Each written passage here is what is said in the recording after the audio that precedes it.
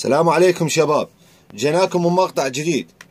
تفكيك وتركيب مسدس كلوك عيار 9 في 19 ملم استراليا الصنع. مسدس كلش راقي، مسدس راقي.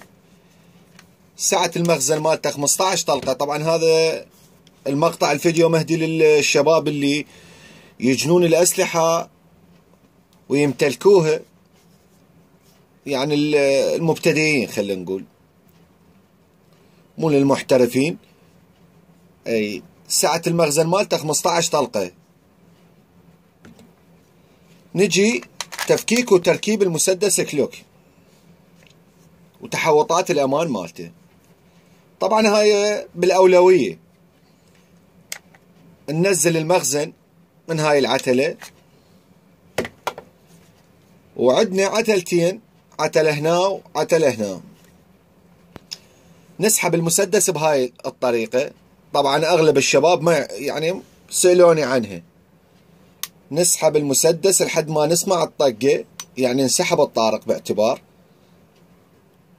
نسحب العتلات الثنين الموجودة على جانب بدنة السلاح. نطلق اطلاقة واحدة راح يصير السلاح قطعتين بدينه. طبعا هاي البدنة، بدن السلاح هذا اللي هو بيه مجموعة الطارق. وهنا عندنا نابض الارجاع، النابض، وهنا عندنا الصبطانة. وهذا البدن الرئيسي للسلاح اللي هو يحمل بداخله إبرة السلاح وأنبوبة الغاز الخاصة به. يعني تركيب المسدس يرجع من أول آخر قطعة انفتحت ترجع أول قطعة. طبعا هاي بأغلب الأسلحة. هاي نرجع الصبطانة بهاي الصورة. عندنا هذا نابض الارجاع. بس ملاحظة بسيطة للشباب، اكو دتشات هنا اثنين، هنا دتشات اثنين اللي اغلبية يسألون عليه ليش هاي هنا وهاي هنا.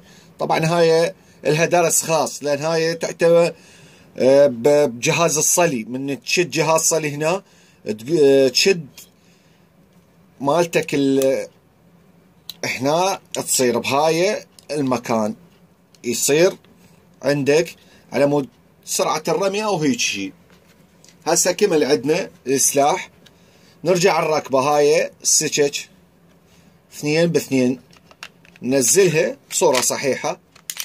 نسمع طقة بسيطة صارت جوا، يعني انسحب الطارق عندنا بهذا الشكل.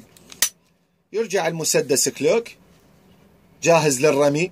هذا التفكيك العام مالته. اما التفكيك المعملي او هذا ان شاء الله هم نسوي لكم درس خاص له ونعرضه عليكم. ولا تنسونا باللايك شباب. هذا مسدس كلوك، وان شاء الله انزلكم بندقية كلاشينكوف عيار 7 و62 ملم بالدرس الجاي.